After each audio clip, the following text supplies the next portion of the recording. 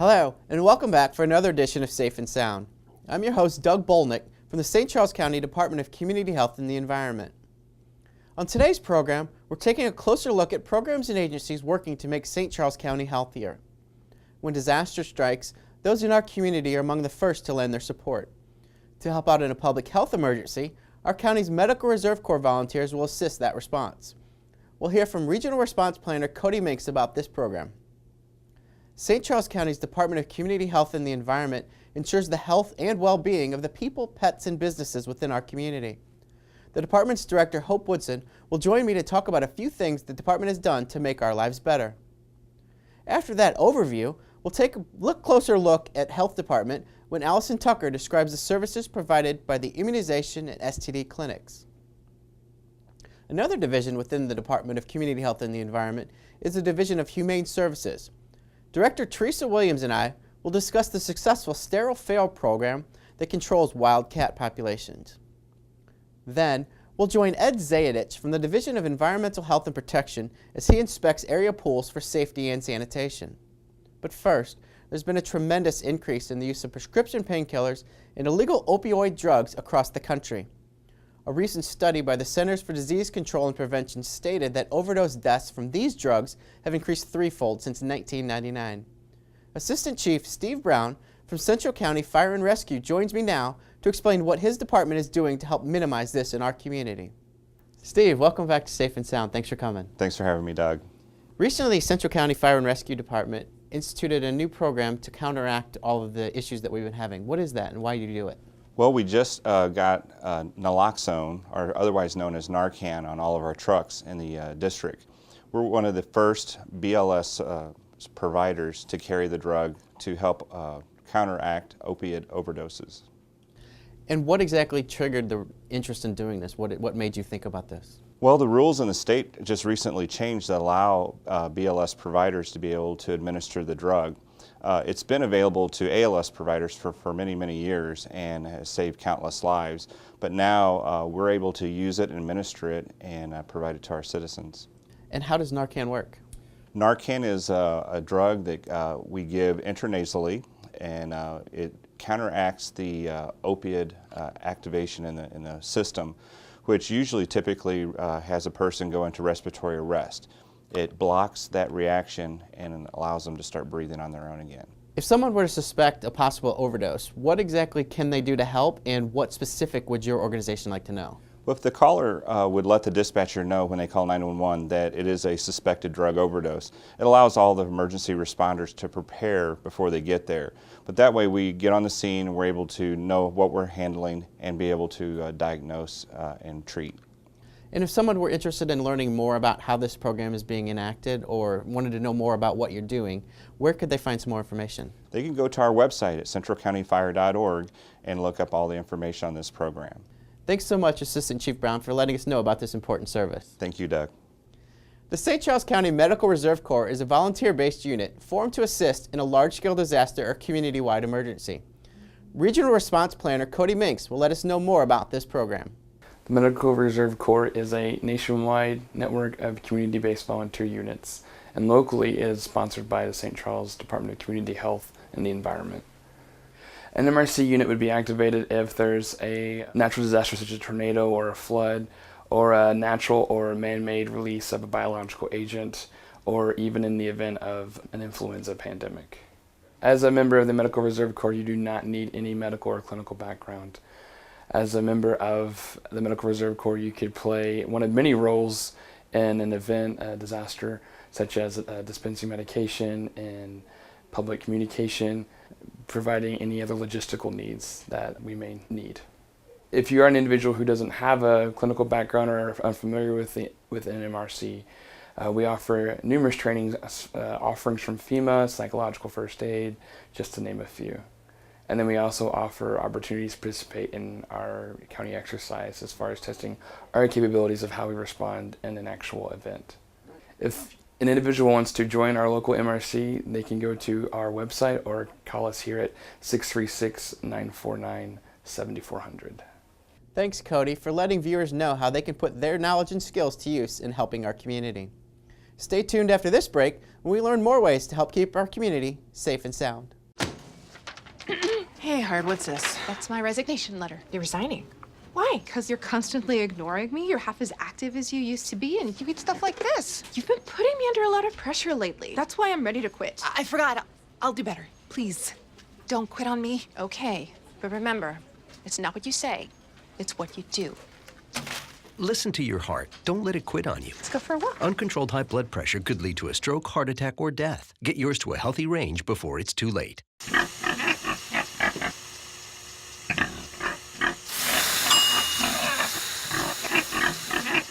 Cook foods to the right temperature using a food thermometer. 3,000 Americans will die from food poisoning this year. Check your steps at foodsafety.gov. Jimmy can't sing, and Tommy can't dance. So we're gonna put some ants in their pants. Aww, they'll walk like a monkey, hop like a bunny. Isn't that funny? Ants in their pants, they've got ants in their pants. They've got ants in their pants, they've got ants in their pants. Ants in their pants, they've got ants in their pants. They've got ants in their pants. They've got ants in their pants. One more time. Jimmy can't sing, and Tommy can't dance. So we're gonna put some ants in their pants. Aww. Kids will spend 22 minutes watching us, the super duper party troopers, sing about ants in their pants. Isn't that funny? Ants in their pants, they've got ants in their pants. They've got ants in their pants, they've got... Brushing for 2 minutes now can save your child from severe tooth pain later. 2 minutes, twice a day. They have the time. We need a claim number? When I started taking care of Mom, I didn't realize the challenge of playing so many roles. But above all, I'm still her daughter. Visit aarp.org/caregiving. We're here to help. The odds of becoming a successful NASCAR driver, 1 in 125 billion. The odds of a child being diagnosed with autism, 1 in 88. I'm Jamie McMurray. Learn more at autismspeaks.org/signs. Welcome back to this edition of Safe and Sound, where we're learning about programs that make our community healthier. Speaking of healthier programs, have you ever wondered what does public health do? To offer a better understanding of how the Department of Community Health and the Environment helps our community, let's welcome Department Director Hope Woodson to Safe and Sound. Hope, thanks for coming in today. Thank you for having me. In St. Charles County, the health department is broken into 3 different divisions. What exactly are those divisions, and what are some of the things that they do? The 3 divisions that make up our department are titled the Division of Environmental Health, the Division of Humane Services, and the Division of Public Health. And while they all sound unique in their operations, actually each of their operations impact each other. As a whole, everything that we do goes toward the goal of making our community a safer community and a more healthy community. So what are some of the things that the department has done in the past year, and I know you're looking to do some great things in the future. What are some of those things as well? It's been a really active year for all 3 divisions. Our Division of Public Health has been very active. We actually investigated over 2,700 different potentially life-threatening cases this year. 8 of those were considered an outbreak situation and were handled very well, and if the public didn't know about it, then we knew that we were doing our job well.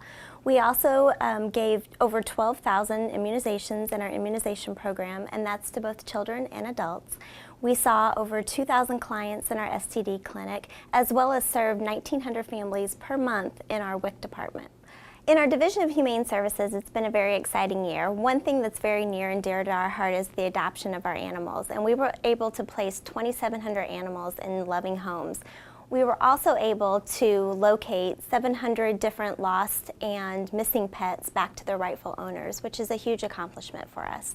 In our Division of Environmental Services, we actually collected 1.4 million pounds of recyclable material, and we successfully inspected over 3,300 food establishments, which is a very, very busy year for us.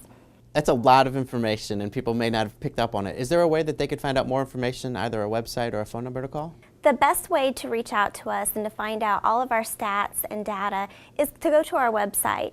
You can also request us to come out and do any type of educational programs for you. We offer tours at our recycle facilities and at our humane services, and any other historical information that you would like to find out about our department. Thanks so much, Hope, for letting us know a little bit more about public health in St. Charles County. Thank you, Doug. St. Charles County's Division of Public Health provides many of the services we often consider when thinking about a health department. To learn about the services provided by the Division's Immunizations and Sexually Transmitted Disease Clinics, we'll next hear from Alison Tucker. The Division of Public Health offers a variety of services. We have vital records where you can come and get your birth and death certificates. We have our immunization clinic, STD clinic. We offer health education. We also have our WIC program, which is our Women, Infants, and Children program. We have emergency preparedness, and then we also have communicable disease control. To help prevent the spread of diseases in our community, St. Charles County Division of Public Health operates affordable medical clinics for both children and adults. Our immunization clinic offers free or no-cost vaccine to children and adults. We carry all childhood vaccines that are required by the state of Missouri. One program we have is the VFC program that offers vaccines at no cost to those who are eligible. The VFC program is the Vaccine for Children program offered through the state, and to be eligible, it would be those who are underinsured, no insurance, or Medicaid eligible. The full list of eligibility is on our website, or you can also call our clinic directly at 636-949-1857, and anyone would be happy to answer questions. So in addition to the Vaccine for Children program, we also offer a wide range of vaccines for adults and children at low cost. Some of the vaccines we offer could include influenza, hepatitis A, shingles, just to name a couple. But if you go to our website, the full list of vaccines we offer is there with the cost. We have a walk-in clinic on Fridays, so anyone's free to come in on Fridays. Or if you wanted to make an appointment, we do appointment-based Monday to Wednesday, and you can call to make an appointment at that same number, 636-949-1857. If you do make an appointment, we do ask that if possible to bring in a copy of your shot record. It just helps us determine what vaccines you need. Our STD clinic offers STD counseling, testing, and treatment. Testing includes for gonorrhea, chlamydia, HIV, syphilis, trichomonas, herpes, and there's a flat fee to visit our STD clinic for $20. The STD clinic is also appointment-based, so if you have any questions or if you want to make an appointment, you can call 636-949-7401. For more information on the Division of Public Health, you can always visit our website, or you can call our general number at 636-949-7400. Thanks, Allison. After this short break, we'll discover more about programs designed to keep us healthy.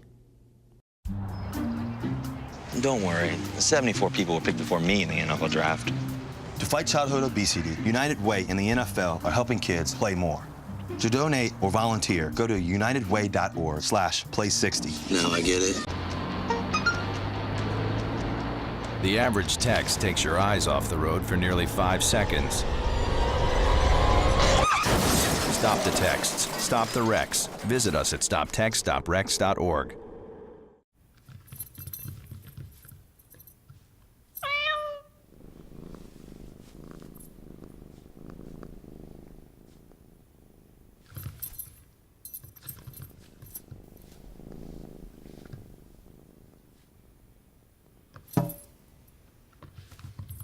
There's a shelter pet who wants to meet you. Meet one today. Visit theshelterpetproject.org. Adopt.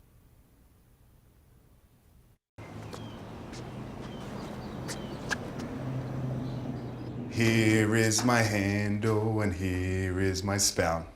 When I get all steamed up, then I shout. Tip me over and pour me out. Oh. The smallest moments can have the biggest impact on a child's life. Cheers.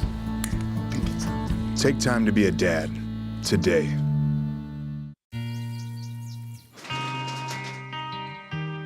I've got a job to do today. I've got a job to do today.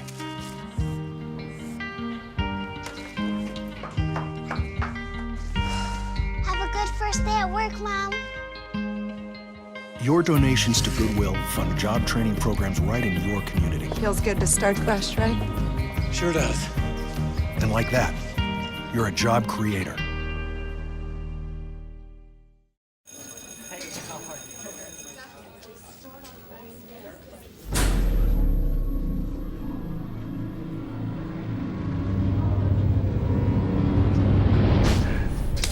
You guys going to my party on Friday? Yeah, dude, it's gonna be crazy. All right. What's up, dude? I'm loving your jacket. Don't be such a fag. If you don't mean it, why say it? Words hurt. Think before you speak. Welcome back to Safe and Sound. I'm your host, Doug Bolnick. On today's episode, we're learning about ways organizations make our community healthier. Stray cats are often considered to be a nuisance, but for some, they can be helpful. I'll next visit with Teresa Williams from St. Charles County's Division of Humane Services to identify what's being done to monitor feral cat populations. Teresa, thanks so much for coming in today. Thanks for having me. What exactly is a feral cat, and where can you find them? Well, feral cats are second, third, or later generation offspring of cats that are either stray or free roaming cats. And you can pretty much find them anywhere in the community. They are born in the wild. Their mothers often hide them, so you don't know they're there until they're big enough to start wandering around all by themselves. And they will live almost anywhere where they can find protection from the elements, under decks or in outbuildings, in sewer drains, or even in old hollowed out trees or under wood piles, any place where they can find that kind of protection. And even though they are wild creatures per se, they do have some interaction with humans. Why are these cats beneficial? They can be beneficial in that they are great vermin control. If you have a warehouse or a farm or even some kind of business that has a lot of dumpsters around or something like that, they can be excellent to control vermin populations such as mice or rats. Even squirrels and snakes will stay away from cats, and they can actually control. They don't eradicate populations, but they do control populations, so they can be very helpful in that way. Also, another way they can be helpful is there's a lot of people out there that actually really think that they're doing a really good thing by helping an animal that needs some attention, and they get a lot of comfort from providing care to an animal that needs help. And you talk about that these populations live in large communities, but if you take that away, it seems like that would keep them from coming back, but that's not true at all, is it? No, it's not true. In fact, it's just the opposite. When you have large populations, or actually any population of feral cats, are there because there's a food source and there's shelterings for them to be able to survive in. So if that is there, they will come.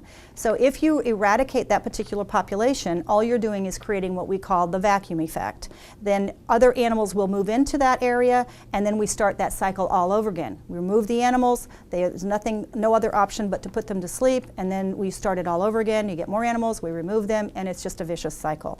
And for many people in our community today do not believe that that's an acceptable or a humane solution, and it is certainly not a permanent solution. So your organization offers a program called Sterile Feral. Could you explain exactly what that is? Yes, we offer a T&R program, which is Trap, Neuter, and Return, in conjunction with our Operation Sterile Feral Clinic. We have our clinics once a month, usually on the third Sunday of each month, and there you can bring feral or barn cats to us, and for a very low cost we will spay, neuter them, and vaccinate them, deworm them, and pretty much just do your basic care for them. And then those people, caretakers, will take them back out and put them back out into the wild.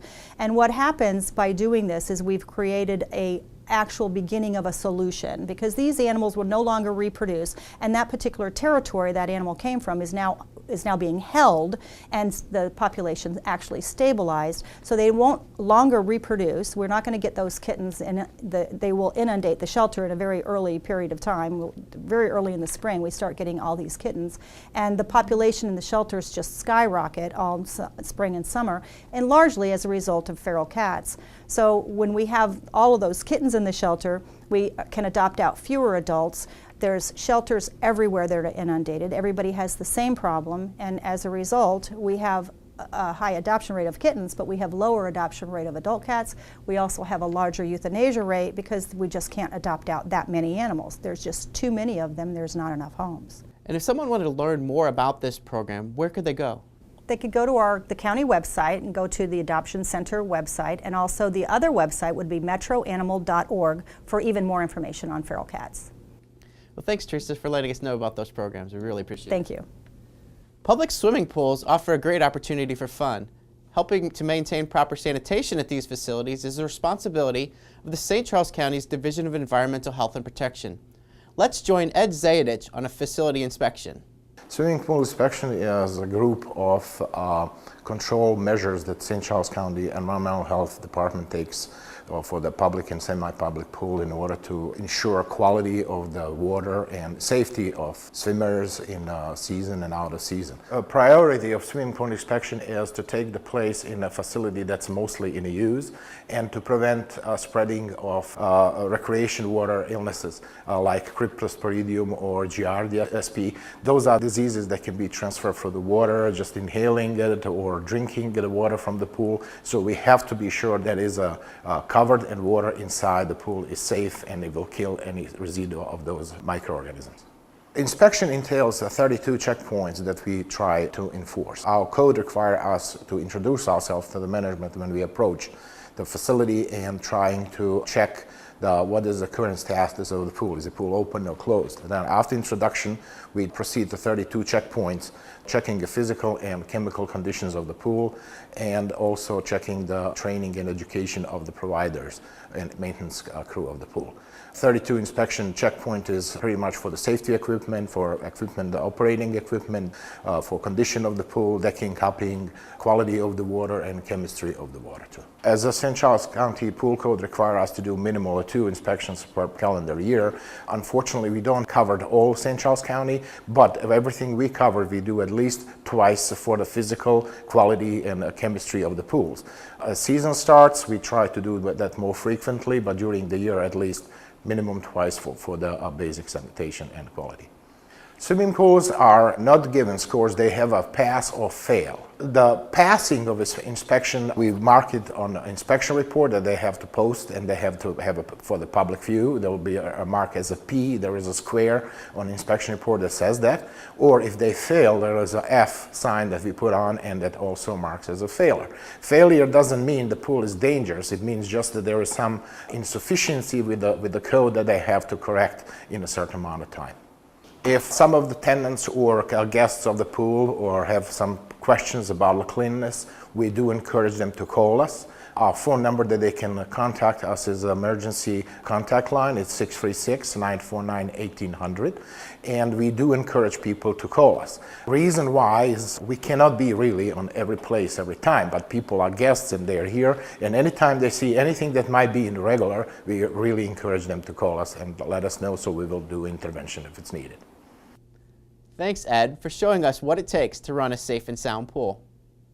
Well, that's all the time we have for today, but I hope you've learned a little more about how area agencies can work with you to improve St. Charles County.